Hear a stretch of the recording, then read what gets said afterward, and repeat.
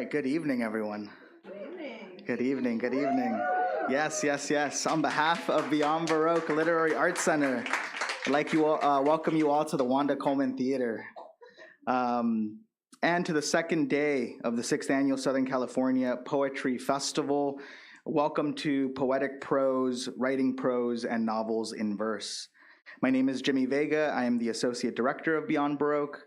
I'd like to start by acknowledging Beyond Baroque's presence on the traditional, ancestral, and unceded territory of the Tonga peoples. We acknowledge the wrong done to these peoples through settler colonialism, genocidal practices, and the violent disposition of their land. As an arts organization, we are committed to uplifting Indigenous communities, their stories, and cultures. For those who don't know, Beyond Baroque is Los Angeles' oldest literary arts center, located here in Venice, California. Founded in 1968 by George Drury Smith, first as an experimental literary magazine, before reimagining itself and becoming the literary home we know it as today. We are based out of the original Venice City Hall and help support writers and help cultivate new writing through our extensive program of writing workshops, readings, and performances. We offer a number of workshops online via Zoom, such as our free weekly Monday night fiction workshop, facilitated by Raquel Baker, and our historic Wednesday night poetry workshop, currently facilitated by Arthur Kazakian. Similarly, we offer several paid in-person and online intensive workshops throughout the year. Next week, we'll feature a special critique workshop with Dorianne Locks and Kim Adonisio. And later in December, we'll host a workshop with poet Timothy Steele. Aside from our workshops, we offer over 100 readings throughout the year. And currently in our Mike Kelly Gallery, we're exhibiting Anonymous Stellar Ravines, Volume 1 by Byron Baker and our poet-in-residence, Will Alexander. So all of this is accomplished by the support of our community, by the support of our members. Our members really allow us to kind of keep the space going. So if you're not a member already, do inquire within the bookstore and become a member today. We've worked really hard to cultivate this festival, to have 2 days of free festival poetry programming. And again, we can't do it without you. So thank you to all of our members. Tonight's program is sponsored by the MFA Creative Writing Program at CalArts. Yes, CalArts in the house. And this reading and conversation features authors navigating poetry and prose in their writing practice. Our selected authors venture towards various genres, use poetic elements in novels and other innovative new work, such as novels in verse, experimental performance writing, and utilize their own poetic sensibility, craft, and knowledge to shape the page. In doing so, they construct new narratives in work which finds itself more reliant on prose-heavy characteristics. So we're extremely excited to host our authors tonight. I do want to give a big thank you to one of my former mentors, Anthony McCann and Mike Bryant from CalArts, for sponsoring tonight's program. Yes, give it up for them. And also, lastly, to all of our staff for making this weekend possible: Quentin Ring, Yvonne Salinas, Michelle Raphael, Eric Alberg, Genesis Perez, Rhiannon Chavez, Nick Foreman, Tyler Newfield, Leon Rubenhold, Antonio Radic, and all of our volunteers. Let's make some noise for them because they're really making this weekend possible. All right. So in the interest of time, I'm going to read all of our authors' bios, and then they will come to the podium and share a little bit about their work before getting into a conversation. From Queens, New York, Muriel Long is the author of the novel How to Fall in Love in a Time of an Unnameable Disaster, in addition to other books that include the Poetry Society of America's 2022 Four Quarters Prize, winning Imagine Us, the Swarm, Bone Confetti, and Images Seen to Images Felt. She serves on the board of directors for Apogee Journal. She received her PhD in creative writing and literature from the University of Southern California, where she was an Andrew W. Mellon Humanities in a Digital World Fellow. She is permanent faculty at the California Institute of the Arts. Yes. Gabrielle Seville is a Black feminist performance artist, poet, and writer originally from Detroit, Michigan. She has premiered over 50 original performances, most recently, My San Francisco. Her series of performance memoirs, A Chronic of Performance Body, includes Swallow the Fish, Experiments in Joy, Ghost Gestures, among others. Her writing also appears in New Daughters of Africa, Kitchen Table Translation, Migrating Pedagogies, and A Mouth Holds Many Things. She teaches writing and performance at the California Institute of the Arts. Yes. Rika Aoki is a poet, composer, teacher, and novelist. Her latest novel, Light from Uncommon Stars, was an Alex SCKA and Otherwise Award winner and was also a finalist for the Hugo, Locus, and Ignites Awards. Rika is a two-time Lambda Literary Award finalist for her collections Seasonal Velocities and Why Dust Shall Never Settle Upon the Soul. Her work has appeared or been recognized in publications including Vogue, Elle, Bustle, Autostraddle, Pop Sugar, and BuzzFeed, as well as the Smithsonian Asian Pacific American Center. She is currently a professor of English at Santa Monica College. Yes. Sudanese by way of DC, Safia Ohilio is the author of Girls That Never Die, The January Children, Home Is Not a Country, and Bright Red Fruit, and co-editor of the anthology Holla If You Hear Me, winner of the Silberman First Book Prize for African Poets, the California Book Award, the Arab American Book Award, and more. She's also the recipient of a Cave Canem Fellowship, a Wallace Steiner Fellowship from Stanford University, and a Ruth Lilly and Dorothy Sagnert Rosenberg Fellowship from the Poetry Foundation. So yeah, give it up, give it up. So we've got some heavy hitters tonight, as you can see, and we're gonna start things off with Muriel Long. Give it up.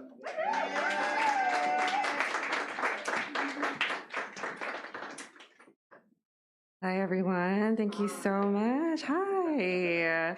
I'm excited today to be reading from a new book, How to Fall in Love in a Time of Unnamable Disaster. It is a novel set in a time of acid rainstorms in New York City, where I grew up. And in the middle of the storm, a young girl, Mira, loses her lover, Mal, and starts a radio show. And produces a radio segment that is called, appropriately, How to Fall in Love in a Time of Unnamable Disaster. This is a book that is very much set in dystopian times, and I think it's really appropriate now, especially in this book tour, to talk about the dystopia that we are undergoing, and that, so much of these stories are also a mirror to where I grew up in New York City, Lower East Side, fringes of Chinatown, public housing projects, where currently, the constructions of jail centers and cells are underway. A multi-billion-dollar project for a jail project is underway, in which the arts and cultural institutions like the Museum of Chinese America currently endorse, and which currently there's an active boycott. And I think it's important to note that these systems that support the carceral system and carcerality are also very much tied to the kind of settler colonial projects that also fund the current genocides in Palestine, and Sudan, and Congo. So I think in these times now, it's important to make these connections, especially in art and literature, and in thinking about even the kind of work across genres that we're talking about today. So I just wanted to preface that, the reading today, with that. And this is a section that I wanted to highlight today. This is How to Grow a Garden. Dear listeners, let me tell you a story without end. I'm dedicating this segment of our show to the letter I, though the story has little to do with me. In fact, it is about a mother and a daughter who live in a tiny studio apartment somewhere along Mott Street, where Chinatown borders Little Italy, a place so small that the closet would eventually become the daughter's room when she grew older. They lived a quiet life with the usual routine. The girl gets dropped off at school on Henry Street before 8 a.m. After, the woman takes herself to work at the garment shop off the York Street station Dinner every night by 6, which the girl, once she is old enough, prepares for her mother before she comes home from her work of sewing and unstitching the hems of assorted denim. Library on Saturdays for free morning programs, free food line at the community center on Wednesdays, and grocery shopping for cheap cuts of meat, preserved sausages, canned fish, slightly bruised vegetables at the Hong Kong supermarket on Thursdays after school lets out. The rice cooker would open to a steamer carrying a tiny dish of spare ribs, often more rib than meat, the heat filling the apartment. The girl and the women would clink their bowls together like little princes. One day, the girl begins to promise her mother over dinner, "I will buy you a big house with a garden where you can grow bitter melon and squash, large and juicy red tomatoes." Mothers love when little ones relay these impossible dreams, but the woman feels something gnaw at her chest. Is love not enough? She was probably wondering. One day, the building caught fire in the middle of the night. Most of the residents were able to get out alive, but not the woman and her daughter. With the entire building engulfed in black, peeling apart, the firefighters found them in their respective beds, the room, the closets, each appearing to be sound asleep. But their story is not over. When I tell you that the disaster is a ghost machine, I mean it literally. A decade before the acid rain, they rebuilt this building, which became a version of something far removed from its original form. A salon downstairs, white and pristine from ceiling to floor, and a lobby with more than one security guard who kept watch over several cameras. Nothing happened during the decade of the rebuilding until the acid rain came. That's when mother and daughter returned for good. You might be wondering what every ghost's first order of business is upon return. Grandpa Y would say he felt a freedom much like a belch, and that's what he did, he belched. Shin, on the other hand, didn't speak for days after Ma tried to end him a second time with the back of one of her slippers. Shin's a cockroach. So you see, no one ghost thinks alike. The woman and the girl, the two of them took over the new building, wreaking a special kind of havoc. On nights when meat was served for dinner, the two would turn the stove or oven up to a roaring broil until the stench of black smoke would fill the room. And from the thick veil of it all, you could just hear their twin cackles. This they would do every night in unison until eventually everyone would turn vegetarian, which would soon have been the case anyway, given the slim pickings of our food rations. During the early days of the acid rain, you might remember that in some zones we were given packets of seeds, lettuce, green beans, cucumbers, tomatoes. Not enough potting soil to go around, but some of us had enough knowledge of composting to make things work. Some of us might have sold these seeds for something else, and others grew tiny pots of what would eventually sprout and vine through our apartments. This new building was no different. Though the residents pooled their seeds together and made a rooftop garden shielded by an acid-proof tarp during the Tuesday rain, no protective layer would ever last more than a couple of storms, but what they did manage to grow, though never as tasty and flavorful as the vegetables they remember, was undoubtedly impressive. The lettuce was most abundant, and the green beans dangled, heavy and long. The tomatoes, extra beefy, were a swirl of green and red, already bending their stalks toward the ground.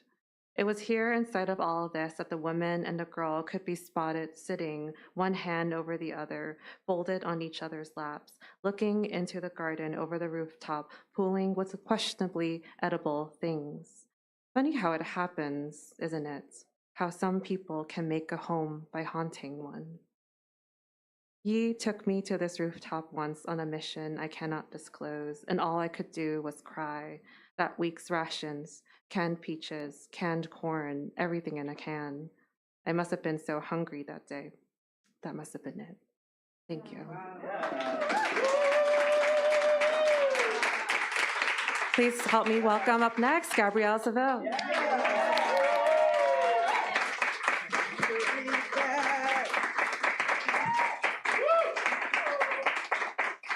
Good evening, everyone. It's delightful to be here. I want to thank Beyond Baroque, especially sort of Yvonne and Jimmy and Quentin and all the volunteers. I want to thank my one and only California Institute of the Arts for supporting us. And I want to echo and thank really Muriel for making those connections at the very beginning, which I think are super important as we think about forms and as we think about creativity and what crosses or shifts, thinking about maybe both the benign and the malevolent in those shifts.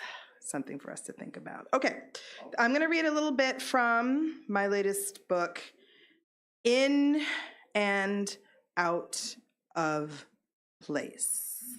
There's just this one part, because those of you who might know me know I do enjoy a little bit of audience participation. I promise it's not going to be rough. I have a very tiny amount of time. But especially coming from the last panel that was here, I still am feeling some of that beautiful energy from the different translations. I know when I was living in Mexico, which is what this book is very much about, you know, there was a wonderful kind of custom of people saying like, Viva! Viva! And then everyone else would say like, Viva! You know, long live, whatever it is. Have any of you, are you familiar with this at all? Okay, so for example, if I were going to say Viva, you could say, Viva! Oh, let's try it again. Viva! Viva! All right, so you'll understand when to do that. Okay. From In and Out of Place. June 19th, 2009. I did the show! Different images, scenes, vignettes of Mexico. I added some things, clapping after the mariachis and before the video. I liked the banana dance. I liked making the crowd clap for us, and I liked the feel of the petals in my hands and their smell, divine. And the mariachis were singing Nina Simone, that's what they called her, Nina Simone. And Ponce and I were playing with the petals, and it was changing the energy of the space. And then Ponce was throwing flowers on me, and it was beautiful. And I started with the vivas, viva! Viva! And I said, viva! Viva! And then I said, viva dolor! And the crowd was like, what? But when I said, viva tacos al pastor, the crowd went wild. And I couldn't believe how quickly the show went. It felt like it flew by, but I didn't feel like I rushed through it. I like how the ice slowed me down. And after it was over, I felt really calm. I didn't feel devastated or euphoric. I felt, wait, is it over? Not anticlimactic, which is often a form of sadness, but just clear, a little strange, like I walked momentarily through another world. I gave my gifts and payments to everyone. I would have liked a big moment together, really wanted to get a picture with Juana and her family, but it didn't happen that way. I walked out and all the people were gone. I was tempted to go home because I was tired, and how to describe it? I felt a little dazed, amazed, clear, but like a glass that had been emptied out. I couldn't believe, from throngs to just me and Ponce on the street. And Calle Moneda was beautiful and empty, kind of like that Paul Blackburn poem, The Lights, the fucking lights of Brooklyn, then sheets of rain. Ponce was teaching me different Mexican words for rain. I don't remember what they are. One for a cloudburst, one for a heavy rain, one for a long-lasting storm. What happened next was a poem. A man approached. He was nicely dressed and had a backpack. I didn't realize at first that he'd been to the show, but he had. He asked me, ¿De dónde eres? Where are you from? As a joke. We waited out the storm. Would you all like some vino tinto? At first, I didn't understand. How could he have red wine? Was he asking us for wine? For money to get wine? No. He had a brand new bottle of wine and a corkscrew from his backpack. He uncorked it, and we all took a drink. It was from Spain and warmed the cockles of me.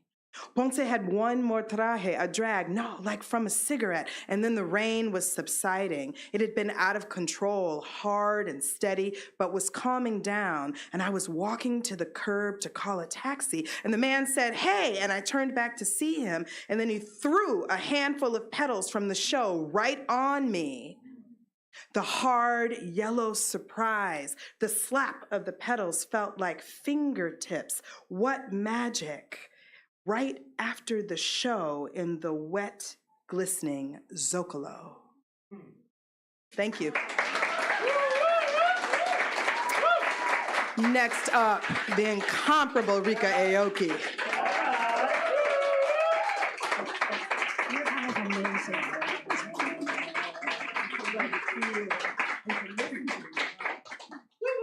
Oh my gosh. Howdy, everybody. So good to be here. So this is from Light from Uncommon Stars. This book came out in 2021. One of the cool things about reading a book that came out a few years ago is I can spoil it. I'm going to read a part that I couldn't read when I was on the initial tour because you don't give away towards the end of the book, right? And I don't care. It's like, yeah, if you haven't read it, it's not on me. Okay. So this is what I wanted to do with this book, and the challenge was to convey not necessarily writing about poetry, but writing about music. And so the characters you're going to meet is Shizuka Satomi, and she has been a violinist for a long time, and she made a deal with the devil, and she had to sacrifice, and then she realized that's not what she wanted, so she's trying to win her soul back, and she has to sacrifice, she has to like take 7 students and convince them to sell their souls to the devil. She did it 6 times already, and the 7th gets her soul back. And she has justified it by saying they're all sort of privileged folk and, you know, divas anyway, and that's what they deserve. But 7 students are runaway kid, trans, person of color. And she also has an incredible gift for music. And so the question is, who do you love more, your own soul or the soul of your spiritual and artistic daughter? And so in this, I'm not giving away the ending, but this is, she's playing because now she's waiting for the devil to come take her. From the stage, she looked out into the darkness she missed, the darkness she loved. She loved so much. And as everyone watched with the lights of the city behind her, Shizuka Satomi began the song that she had arranged in a single night, a song that called her home. It began with the video game, The Nethertale. As she played, she listened, and as she listened, her arrangement began to speak. Shizuka Satomi, did you not know that you wrote me for yourself? From the moment you heard parts of me, from the moment you heard Katrina playing, you began to write. You wrote me the first time you looked into that donut lady's eyes. When you heard that hum on your way to the donut store bathroom, you heard that when you moved to the new house and you heard the chickens outside your window. And when you realized how when every time you needed someone, Astrid was there. So that's what it was. Yes, Katrina's music was not precisely the music she heard before. She had told Astrid that she had made peace with this, that in Katrina she had found someone who had taken her music places that she could never go. But though she had told her maid not to worry, though she had tried to focus on Katrina, what she had told her student was true for herself as well, because no matter where she had been, where she would go, her life and her music was her own. This is half an Alaska donut and a cup of coffee. This is 2-day-old donuts and Olive Garden breadsticks and Hokkaido cream, milk, tea. This is foie gras, roast duck, and dark meat Hainan chicken. This is shopping for shoes and Cinnabon at the Santa Anita Mall.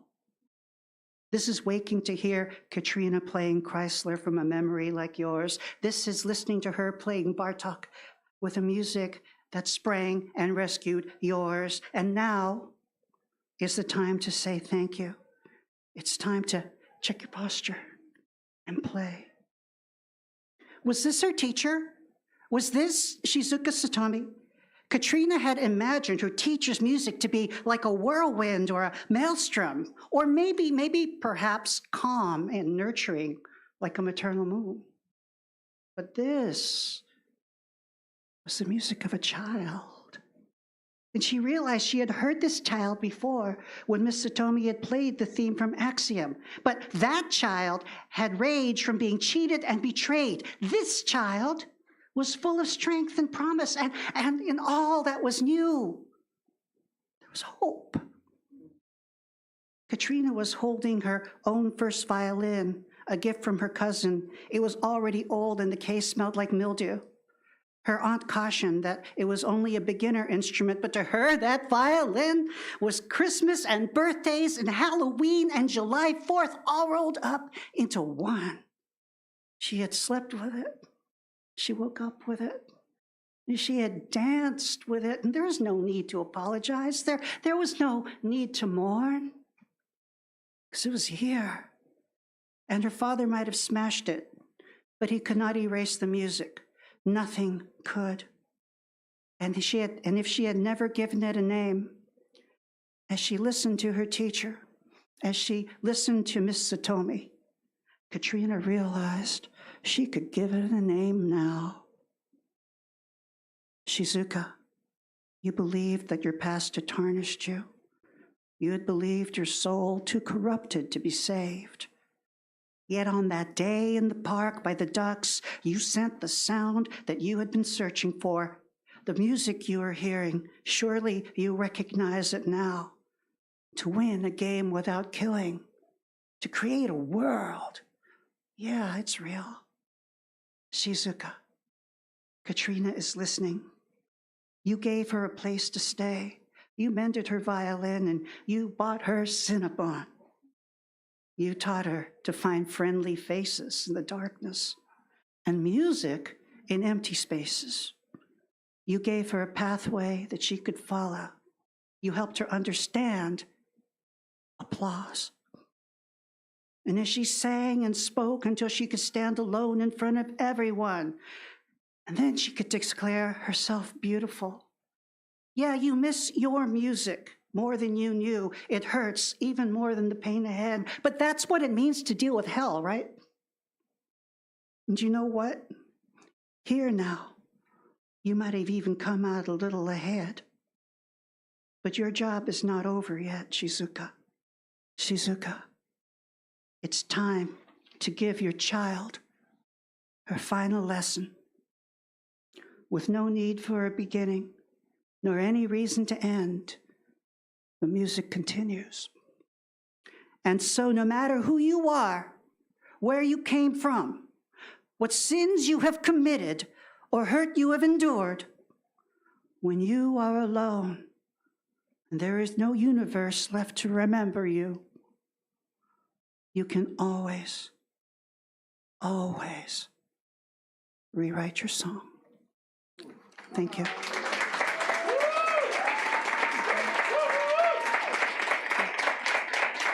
And now taking us home, I'd like to bring up Sophia El Hill.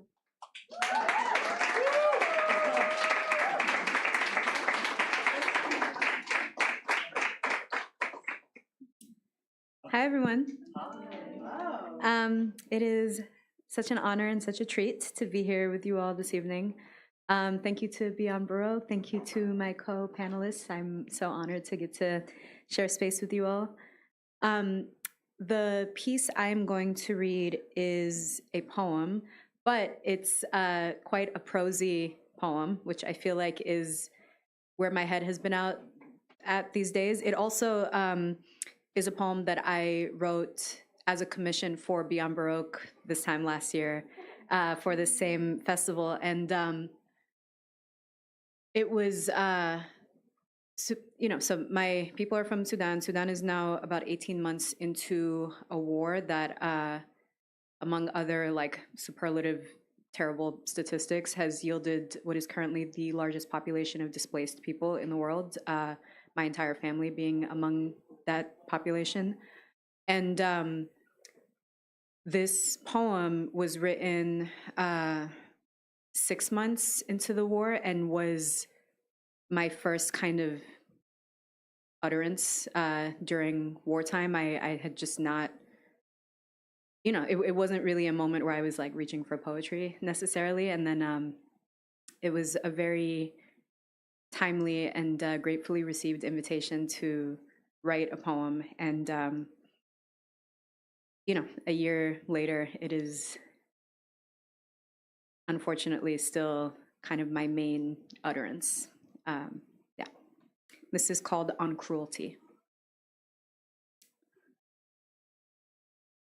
Who was it that said, all men are half angel, half animal?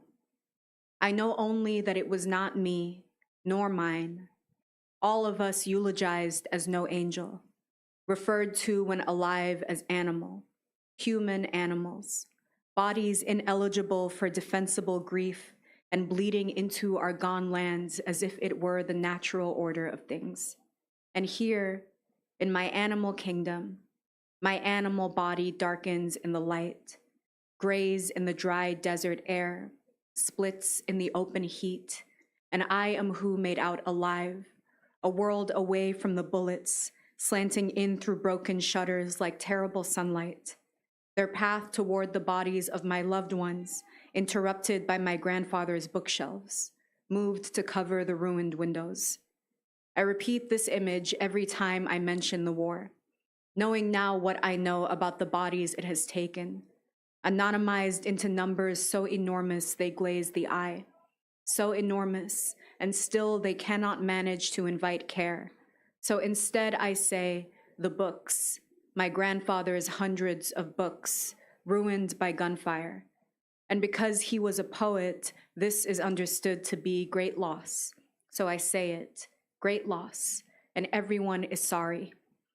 The few photographs emerging show rows of unburied dead, humans scattered in the street like dead animals, and not at all like dead animals. Humans who have died, and humans who have killed them. In this terrible kingdom of men, the great halls of its cruelty, how will I invite your attention, your care, here a world away, with my body sealed shut by this safety, this most enormous distance? How to explain that it was my home, that gone house, other than to repeat in every telling that I learned as a child to pray on those floors, those my first prostrations. Maybe I could be cruel, could turn away. Here, in the sunlight, protected by this cruelest and most merciful geography, I could point here, say human, point there, and say animal. But I come from a world much older than this, centuries of collective nouns, an incantation of mothers, a delirium of language, a diaspora of poets, hoarders of gone places, a murder of possibilities. Derwish said, "What will I write without exile?" And I think if ever this war ends, I would willingly give it up. Every moment I spend alone with language, instead of gathering with my loved ones in our house, admiring the peach color of the walls, kissing their faces and hands. Sontag wrote that eloquence is a byproduct of solitude, and that people living in groups, families, communes, say little, have few verbal means. Give me back my family of silences, my country of touch. Give me back my dead, our bombed street, my grandfather's desk inlaid with mother of pearl. This time, I'll keep quiet. This time, I'll hold it close.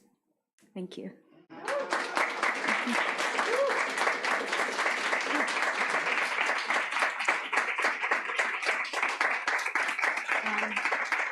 And I would like to, I guess, invite my fellow panelists to the stage.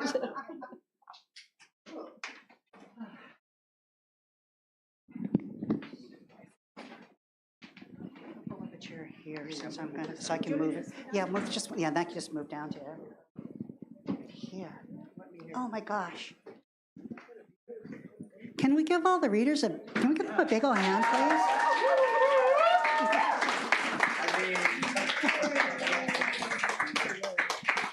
So again, it's been kind of a time, and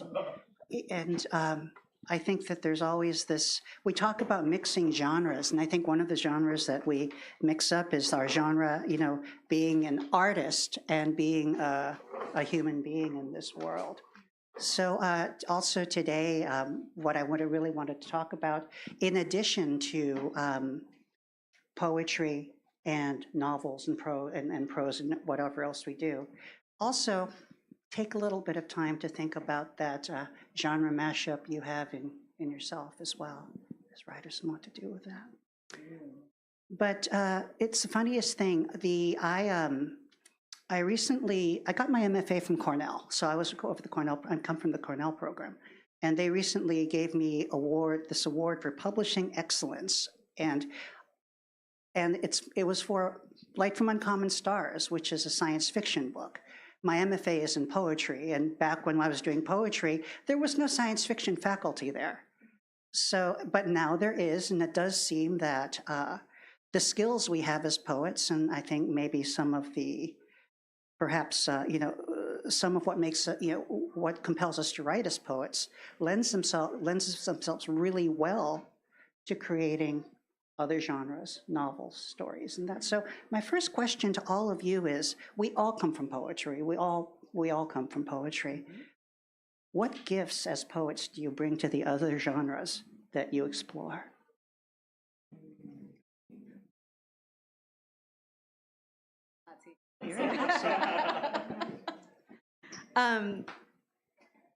Well, my novels are in verse, which means that my ongoing scam is that I've never written a full sentence in my life.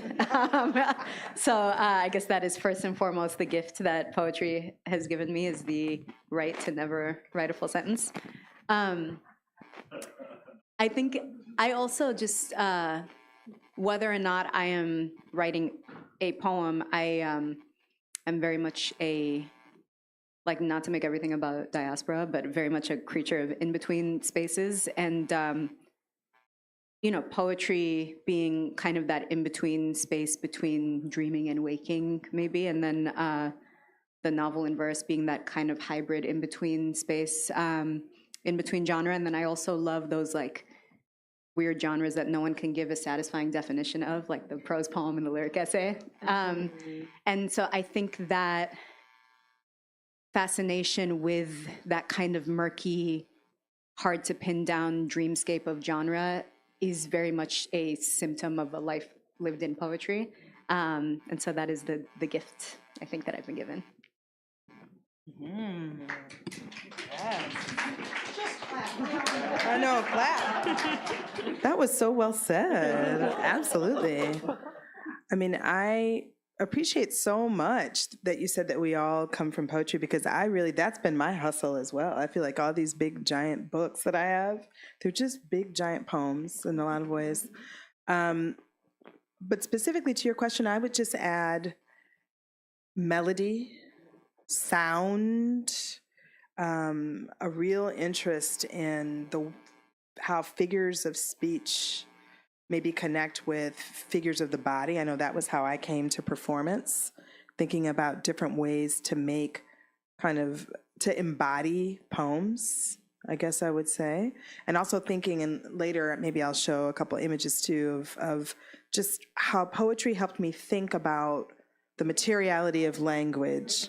Oh yeah, but only if it goes there. I mean, we've got other stuff, but just to say that language as a material that is shaped as much by kind of space and absence, and really thinking about what that looks like on a page, but also what that feels like in the body. That's what poetry gave me. What about you, Dr. Leong? You're taking over now as co-interviewer. I echo everything that's been shared. I think that I think a lot of questions that I get asked on this tour for this novel that came out is like, what was the switch like? And it's almost like treat it like I made a conversion, as if like I've left poetry into sentence land. But also like I think in the class I teach now, the Enduring Long Poem, we do examine a lot of cross-genre work, and I think we look at the unit of like the word, the line, the sentence, and to the point where it's kind of blurs into like one whirlpool, one and the same, and it's about like upending like the kind of associations we have with like poetry means this, prose means this, more hyper clear, like poetry means more abstract. You can actually, there's a lot of dexterity once you start breaking down language into its most basic units. But I do think that the practice of poetry has made me more open-hearted. And I think that as someone who grew up not speaking English, I think it gave me permission to be grammatically like discordant and in a way that then also in that practice gave me the kind of muscle that would then give me confidence to put together a sentence that could be like syntactically more convoluted and hold its weight. And so I think that poetry does, like, I keep saying this over and over, like I think it helps build a muscular capacity for looking at the world and language in a very unique way. So. I appreciate the muscular capacity. And you missed Gabrielle.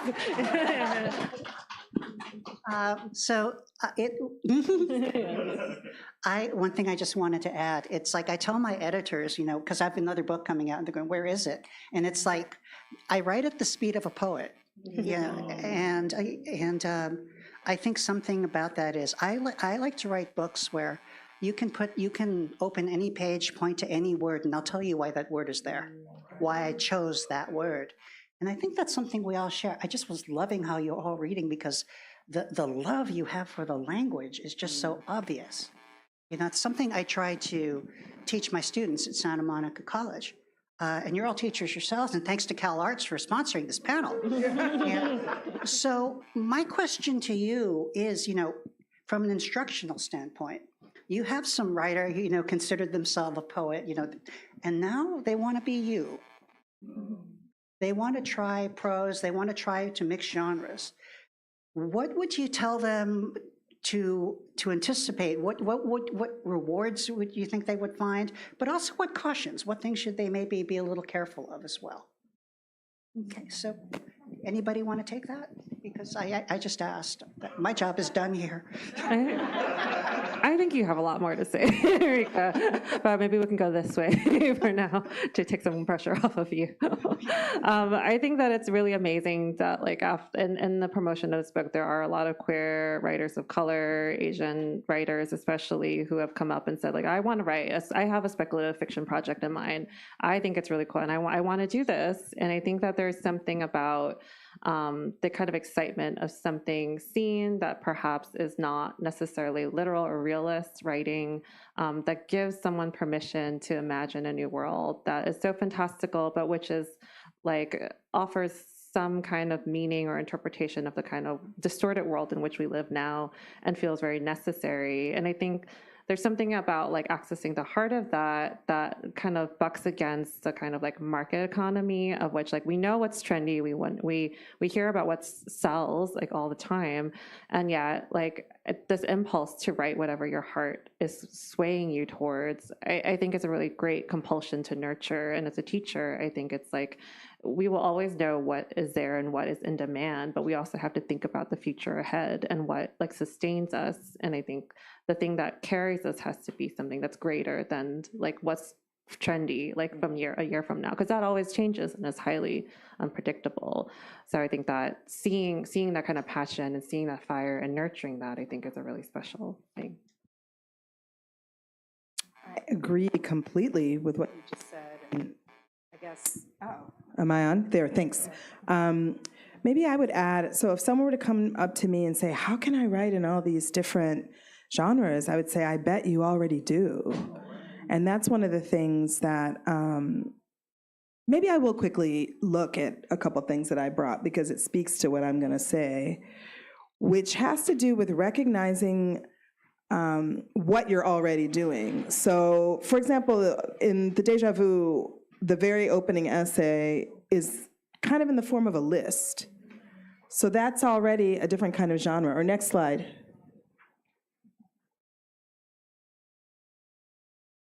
They're coming.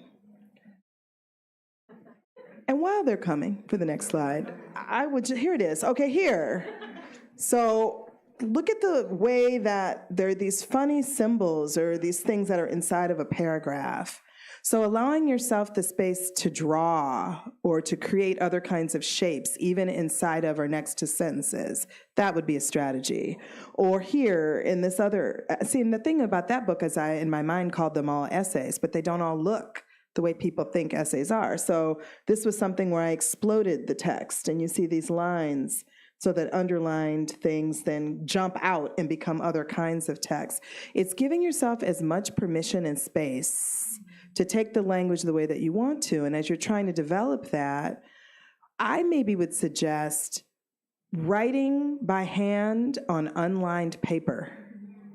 So start there, draw, doodle, see what words are in larger fonts or in smaller fonts. Like, what are you doing? What are you magnifying just naturally? And then see how that informs, let's say, the way that you shift it into on a page. Just a couple more, and then I'm going to pass it on. But just so that you get a sense of what it sounds like when I read it might not be the way that it looks like on the page. Next slide, please. What is next? Aha, like this. This for me is an essay, but I wrote it in the shape of like Zoom squares because this is about the pandemic. Next slide. Okay. So this is sort of like an opening. This looks like a poem, but for me, it's almost like a foyer or an antechamber. And there's an asterisk at the bottom, and then if you were to turn the page, then maybe you would have regular paragraphs.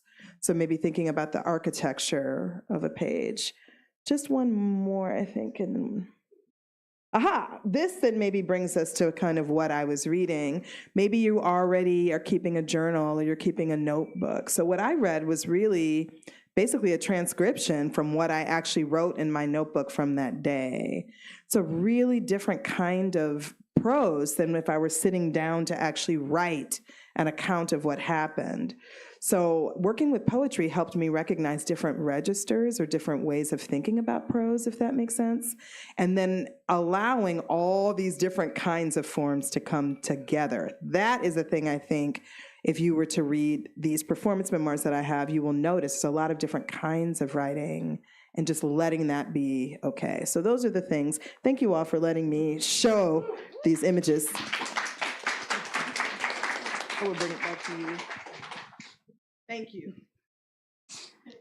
I feel like I don't have a whole lot more to add because I feel like I just learned so much from both of your answers. The one thing I will echo is that I think because there are so many formal possibilities contained within poetry, it does kind of set you up to go write anything after, because a poem can look like anything. You know, I'm still waiting for someone to explain to me what makes a prose poem a poem and not prose, because I, as it turns out, don't entirely understand what prose is. So if any of you have that answer. Flash fiction, but it's not. Cool. And so I think it kind of, and you mentioned earlier this idea of like leaving poetry behind or crossing over or something. There isn't, I think poetry is just such like a holistic writing practice that it haunts everything you do after, and I think it explodes ideas of genre by its sheer existence. You know, the fact that like the epic poem and the ghazal and the sonnet, wherever all of those are technically a poem, even though they couldn't be more different. And yeah, I think it kind of sets you up to go do whatever you want after that. But the one fun part about writing fiction is that now I get to write the pronoun I, and people don't think I'm telling my personal business anymore, which I really love. Well, we're just yeah.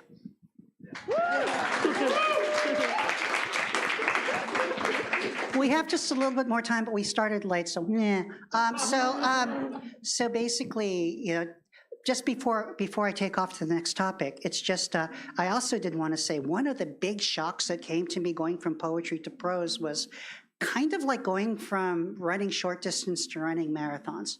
And I think that one thing that I would suggest for anybody making that move, to start with the long poem and start building your stamina. Because just to get used to hanging a pencil, just to holding a pencil, is that part of is that we're starting? Is that us? Is that our cue to leave? Is that you? All right. Well, we've come to that time. And I just want to say how very special this was. But I did want to say something I want to give everybody a chance because these things are going on. Light from Uncommon Stars, I just crossed 100,000 copies in sales.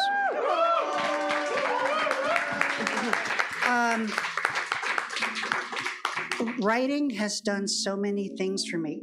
Gabrielle, where did we meet? Come on. We met in Iceland. Iceland, it's true. Yeah. And Nonfiction Now 2017. Yeah, we did That's that. what brought us there. When you support artists of color, trans artists, and things like you change, you save our lives. Because to make a story short, with this new administration, I'm going to be going back there and wait out the inauguration because I don't know what's going to happen to trans people. The reason I was a little late today was trying to figure out my passport. The reason I have means to take a flight there is because people bought my book. I'm living off of that royalty right now. So we are at the, we think about art, saving people in the long sense, but in the very real sense, my writing saved my life, and that's in no small part due to all your support, so thank you. So what do you just want to say as we end this? What do you want to? Your time. Your time. I think we're all asking questions about like what is the purpose of art? What is the meaning of making art in a time like this? And like this being like a general sweep of like violences across the landscape. And I think that like the question is like, and it is actually the responsibility that we have to answer for ourselves. And it's a hard one, but I think that if you're asking it, there is a sort of privilege that comes with having the ability to choose to language. And I think it's an important thing to grapple with, and the answer is, I think, the productive question to pursue. Like, why make art? I think we have to collectively decide what that means, but it's a powerful question to lean on, and I hope that, and even thinking about the choices around genre too, there's also something very politically tinged about that, and I hope that we can continue to ask these questions in like really urgent ways. Excuse me.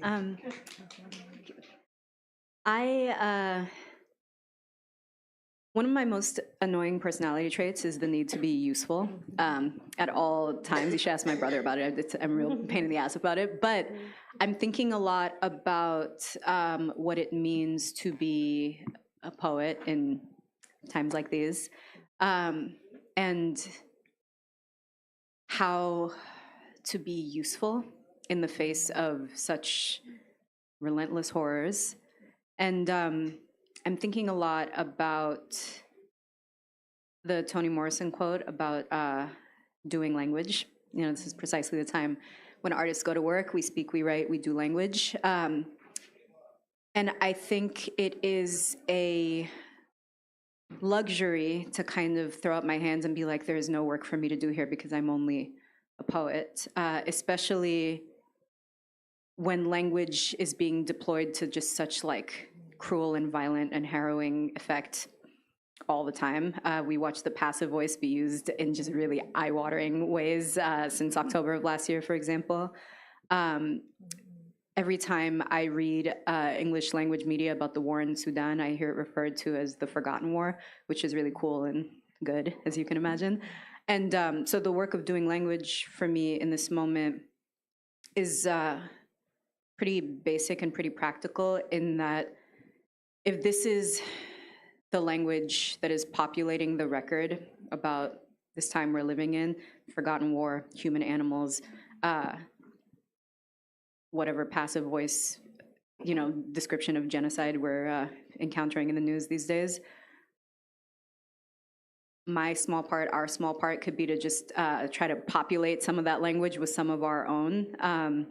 And that feels practical and useful in a way that assuages my need to be useful and also makes it so that I don't Thank you. yeah, just take to my fainting couch and give myself the luxury of being but I'm too sad to help. So yeah, this is where we're doing language, and that is one of many. It's obviously not the entirety of the work, but it's not, I don't think we have the luxury of giving it up when, everyone else on the team is doing their part. All right. I just want to say that's amazing about your book, Rika, and also it's clear to me that your book has saved people's lives as well. So I just want to say that. I feel like for me, being creative, being an artist, being a writer, being a poet, it is not a choice for me, just because it is so deeply a part of who I am, and that it is a privilege to be in an environment or to be in a situation where I am able to express that, because there are many people with the same impulses who can't, who can't. And I don't know, I just want to say to everyone, it is a terrible time. We have many responsibilities. We need to be accountable. And we also cannot let these fools steal our joy. And that is a fundamental Black feminist ethic for me, not in terms of a kind of flimsy, narcissistic, capitalist self-care, but around sort of practicing joy, sort of not as just a feeling, but as a way of being alive. And so that, I think if anyone wants to talk more about that, I can share some ideas from Experiments in Joy and the Experiments in Joy workbook. Because I think for me, I don't know how we're gonna do it, but I feel like that is a direction in terms of whatever voice it is that I wanna have in the record for me, that's certainly going to be a part of it. So it's been a joy to be with all of you here tonight. Thank you. Let's hear some joy. Let's give some joy. Let's go. Thank you so much to Cal Arts. Thank you so much to Beyond Baroque. Thank you, all of you. Thank you, Rika. Do you have a picture? For the record. For the record. Ready? We're ready. Born ready. Something came into this room and when it got here, I was not ready. Ready? Let's get the camera here. Yes. Perfect. Thank you.